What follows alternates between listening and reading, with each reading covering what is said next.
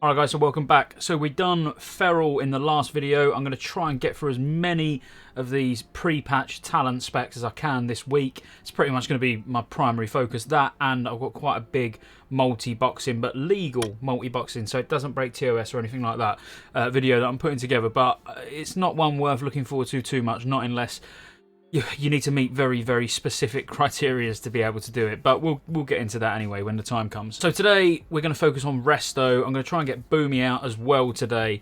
Boomy's a pretty boring one, to be honest with you, because I don't feel like there's that much room for manoeuvre, whereas Resto, there's quite a few builds that you can go, and there's one that's going to be particularly good for if you plan on dungeon grinding when TBC actually launches, so you won't even need to change your spec between the pre-patch and TBC dropping. And then there's one obviously where you're going to get tree form, which, you know, you're probably dying if you haven't been on a beta or you haven't played TBC for a long time, you're probably dying to play about with tree of life form. But I tend to steer away from that, and the only reason I tend to steer away from it is because without Life Bloom, I don't find it that useful. And feel free to shoot me down in the comments. Don't get me wrong, I know Tree of Life is useful and it's nice with Rejuve, Swift Mend, Regrowth, but it just feels, when it's got no Life Bloom, it feels like it's really missing something for me. So I'm going to be leaning more towards the other spec, which is going to be like a Healing Touch sort of orientated build, which I know you're probably bored of spamming Healing Touch because it's what you've been doing the entire expansion, but it now can get a little bit more interesting. And the reason I say it can get a bit more interesting is because it's actually got some damage potential as well.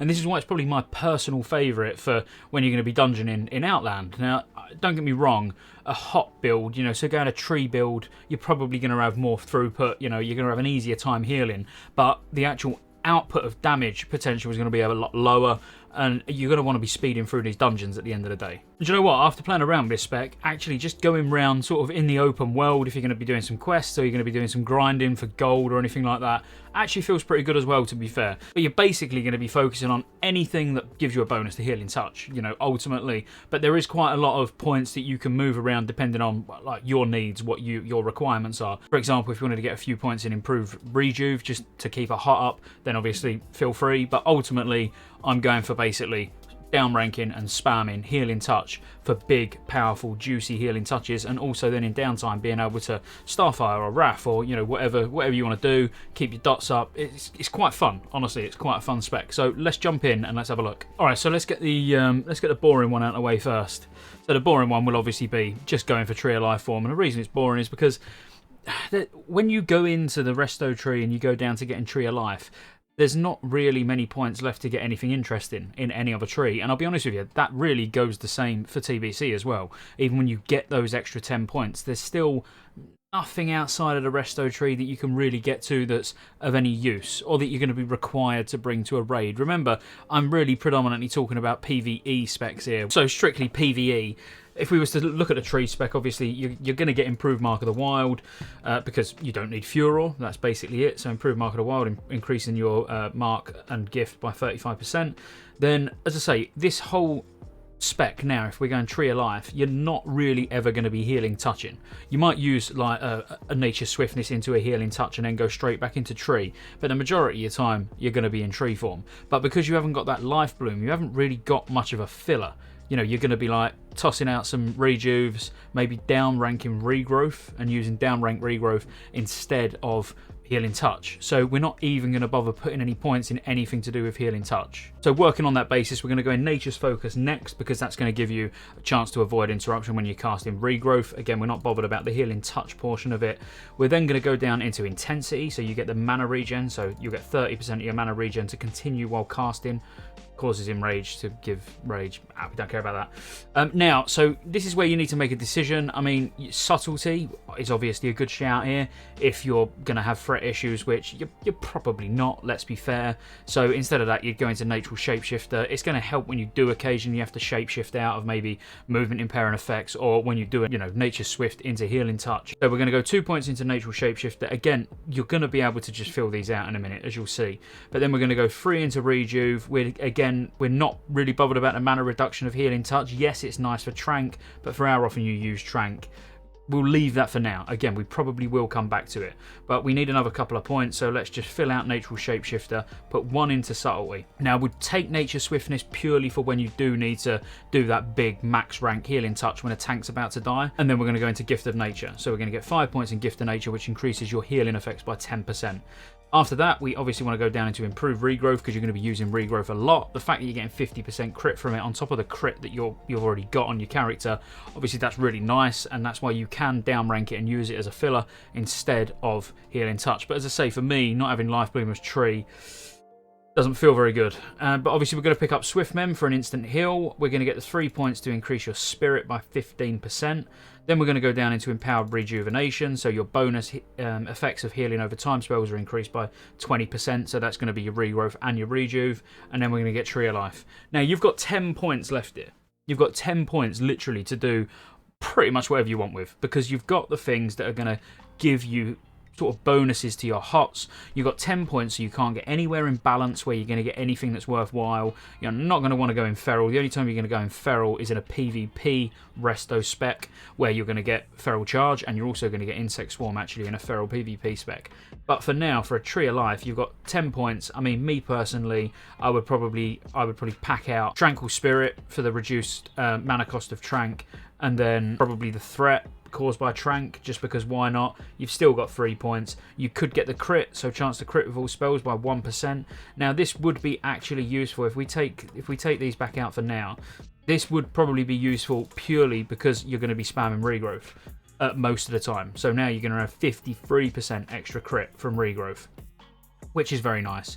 You could get the Healing Touch to get the bonus healing effects for when you do Nature Swiftness Healing Touch. And then you got 5 points left. I mean, wherever you want. If you want to get the reduced mana cost, go for the reduced mana cost. If you want to pack out the rest of the threat, so you haven't got any problems with threat, which you probably wouldn't have anyway, then feel free. You've got 1 point left. Go wherever you want. But ultimately, what if we take those 4 out of there and we take the 2 out of there? If you've got this sort of build at the moment, this will take you to level 53. Put the other talents anywhere you want. As I say, it's a bit boring, and it's a bit boring without Life Bloom, and it's a bit boring when you've not really got any important decisions to make. So if we reset that now, and then we'll go into what I consider a fun spec. And I say it's fun, you're still only spamming Healing Touch, but there's a few little bits you're going to get from balance that just make it probably more enjoyable, and you can take it out into the open world. You could probably PvP with this spec as well, to be fair, and actually be quite an offensive healer. And in your dungeon grinds, especially dungeons, even in Classic, if you're going to do some dungeons, this would be the spec that I go, and it is going to revolve all around Healing Touch. So we'll start on the resto side first, and then we'll work our way down to balance, because you can't get all the talents that you're going to want. So you may have heard of Dream State, but Dream State's a TBC build. You're not going to be able to do it in the pre-patch because you can't get all the healing talents in resto that you need and get deep enough down to Dream State, which I appreciate is cutting Dream State off a little bit there. So if I just move it over for a sec, you can see regenerate mana equal to 4% of your total in every 5 seconds. So obviously with 3 points in, it's 10%. So for this build, which as I say, I consider it quite a fun build. Let's start with the resto. So we're obviously going to get improved Mark of the Wild again, so increasing our Mark of the Wild spell by 35%. We're then going to get 5 in Naturalist, because that reduces our Healing Touch spell cast time by half a second, which is going to be important. It's going to be more important as we get through this build. And then we're going to go 5 in Nature's Focus, so if there's AoE going on or anything like that, we're not getting interrupted quite as often, so obviously that's going to be good. Then we are going to get Intensity for the 30% mana regen to continue while casting, even more important for this spec because you're going to spend a lot more time casting than not casting. Now, unfortunately, we can't max this talent out, and this is what I said in the intro. You can go into Improved Rejuve if you want. I'm not, personally, because I'm focusing purely just on getting as much out of Healing Touch as possible. So if we just dump a couple of points in there just to reduce the mana cost of Healing Touch by 4%, this will now come down to whether you have mana issues or not. And the reason I say that is because we're going to get Nature Swiftness. This is going to make sense in a second. Then we're going to get 4 into Gift of Nature, and then we're going to pick up Empowered Touch. So Empowered Touch increases your Healing Touch. Well, your Healing Touch spell gains an additional 20% of your bonus healing, which is nice. And obviously we've got 8% extra healing from Gift of Nature. Now, if you're already pumping out big heals but you're having mana issues, you can swap these two around, because we're actually done. We're done in the resto tree now. That's as far as we're going to go, because we're not bothered about rejuve or regrowth. We're not getting Swift Mend. We can't get any further down. The Spirit would be nice, but we can't get to it to get everything that we want to get here. So if you wanted to swap any of these round, you could put an extra, you could max that out potentially, and then just have 1 in Gift of Nature, if that's what you wanted to do. So I mean, me personally, I'm not too bothered about mana, so I would rather 2 in that and then having the 4 in the increased healing spells. But yeah, like I say, we're done here. So if we move over to balance, now in the balance tree, this is where you can get a bit of offensive utility, if you like, or if you're going to be PvPing, you might want to go for a bit more control and then still pick some offensive utility up. But what I would be doing is going 5 into Starlight Wrath, because this reduces the cast time of your Wrath and your Starfire by half a second. And as I say, when you're dungeon farming, there's no point standing there on full mana because the tank's not taking any damage. You might as well start pumping. You might even want to change your gear up a little bit, but you've got to remember, obviously, the healing gear does naturally start to give spell damage as well. Now we're going to pick up 2 points in Focus Light, which increases the crit strike chance of your Wrath and Starfire by 4%. We're going to go over and get the 10% damage and crit of Moonfire. So at the very least here, you can see, once we get Insect Swarm as well, you could, even on a boss, you could at least just keep your Moonfire and Insect Swarm up. You know, that's going to be beneficial. It's going to be more beneficial than ending the fight on loads of mana and not keeping it up. Now, this is where, because I probably would PvP in this spec and do dungeons as a healer who's quite offensive and just heal raids, whatever, I would also pick up Nature's Grasp here. You can go where you want with that point. You know, you could go in control of nature, but you know, I would rather pick up Nature's Grasp because it's quite nice to have, even if it is only 1 point. Then we're going to go 1 into Insect Swarm because we might as well. Now, again, here's where you've got a bit of a decision to make. Me personally, I think being the healer that can bring Brambles, because Brambles is nice, obviously, it's going to, you know, buff your thorns on your tank, or on whoever you're putting thorns on, probably your tank. You know, it's going to give it 75% more damage, and there's not really going to be any other spec, including an actual Boomkin. If you had an actual Boomy, he's probably not going to max this talent out. So actually bringing this is quite useful, and then just going 1 into Nature's Reach, because if you need to get a little bit closer to DPS, it doesn't really matter because your primary role isn't to DPS anyway, it's to heal, obviously. Then we're going to go 5 in Vengeance, so when you do actually get a nice big crit with your Starfire, it's going to hurt. And now this is where the talents matter. So you're going to get Nature's Grace. All spell criticals grace you with Blessing of Nature, reducing the cast time of your next spell by half a second. So this is where you're pumping out those quick, low mana, cost sort of efficient healing touches. And you're not only pumping them out quick, you're then, if you get a crit, you can then pump one out even quicker. So it's really, really nice. And then this is what we've actually came here for. It's our last 3 points, but we're going to get increasing spell damage and healing by 25% of your total intellect. So there are other talents here which would be nice to get, but there's none that I would want to lose in the Resto tree. Because, for example, Moonglow, reducing your healing spell mana basically by 9%, which is nice. And as I say, we can't get deep enough for Dream State. So this, really, Lunar Guidance is the big one that we want to get. So imagine 25% of your total intellect as healing on your healing touch when you're getting 20% bonus from your healing on it as well. It's pretty big. And this is a fun spec, because if you look further down the tree, all you're losing is 10% damage from your Starfire, Moonfire and Wrath. So 10%. Forget the hit. Don't worry about the hit.